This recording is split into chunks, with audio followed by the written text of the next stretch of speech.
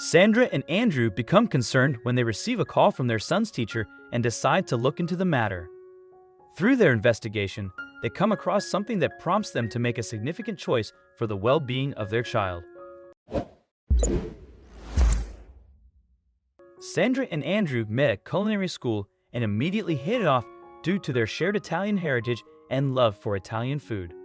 They graduated at the same time and chose to pursue their culinary dreams together. After getting married, Sandra and Andrew opened a small restaurant and had a son, Matteo. As Matteo began attending daycare, the restaurant gained popularity due to positive social media reviews. The increased workload at the restaurant made it difficult for Sandra and Andrew to balance their responsibilities. Sandra eventually said, "We need to hire someone to assist with Matteo and the household chores." Sandra and Andrew decided to hire their neighbor's daughter, Anthea, who was often at home, to take care of their son Matteo while they were at work. Anthea was responsible for picking Matteo up from school and caring for him until his parents returned from the restaurant. Andrew told Anthea, "He's a well-behaved, quiet child. Just make sure he's happy." Sandra and Andrew's restaurant continued to perform well. It was drawing rave reviews and was booked for weeks. With Anthea watching Matteo, Sandra felt more comfortable knowing they wouldn't be late picking their son up from daycare.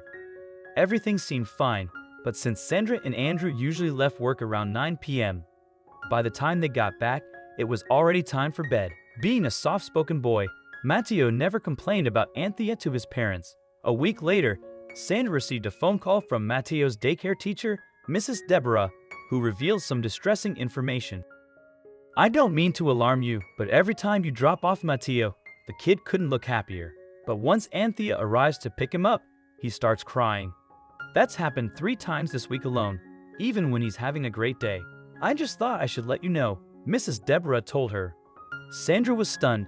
It had only been a week since Anthea started the job, and she already received a complaint. Even when Sandra and Andrew were a bit late picking Matteo up from daycare, he wouldn't cry. Her son was a happy-go-lucky kid, so Sandra knew something was off. Or maybe he just misses us since he only sees us at night and in the morning now, she thought. Sandra told Andrew about the phone call, and they decided not to panic but to ask Matteo and Anthea what was happening. When the couple returned home from the restaurant that evening, Sandra read Matteo a bedtime story. Also, if you've not done so already, please subscribe to our channel and click that notification bell to get inspired by these animal stories every day. Now, back to the story. "Yeah, I like daycare. I have 2 best friends called Patrick and Freddie. And Mrs. Deborah is really nice," he replied.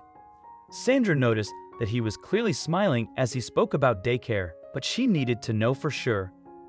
As she pulled Matteo's blanket over him, she asked, "Do you like Anthea? Is she a good nanny?"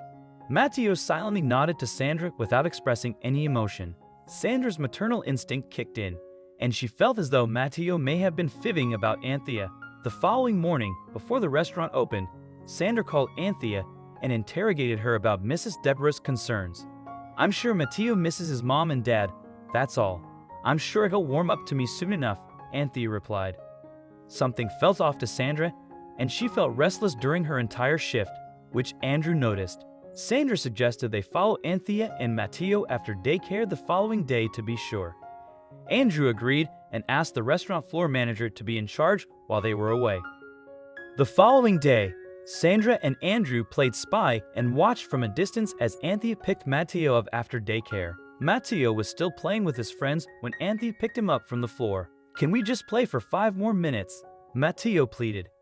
Anthea refused and ordered him to leave right away. "That's so unnecessary. It's not even late," Andrew said. He and Sandra decided to follow them back to the house. As they watched from 2 houses away, Sandra could see Matteo playing unattended alone in the front yard. As they drove closer to their home, Andrew and Sandra saw Anthea inside, applying makeup and trying on different outfits while recording herself. She never came out to check on Matteo or bring him something to eat. "This is completely unacceptable, Andrew," Sandra said. "It's like Anthea doesn't even realize that Matteo is here. He looks so unhappy and isolated." The couple got out of the car, greeted Matteo, and went into the house. Anthea was surprised to see them back early and couldn't come up with an excuse for her behavior. Without hesitation, Andrew fired Anthea, who gathered her belongings and left. Sandra then called Mrs. Deborah to thank her for letting them know about Matteo's unhappiness. A few days later, Sandra and Andrew hired a professional nanny named Gabriella to care for Matteo. Although Gabriella was more expensive than Anthea, Sandra didn't mind because her son's well-being and safety were her top priorities. She regularly checked in with Mrs. Deborah to make sure Matteo was happy. Sandra also made sure to ask Matteo directly, "Do you like Gabriella?" His eyes brightened as he replied, "She's the best. She even played in the sandbox with us after school. She's just like Mrs. Deborah." One day, Gabriella brought Matteo to the restaurant just before it closed, as it was on her way home. From then on, it became a tradition for the four of them to have a meal at the restaurant after closing hours.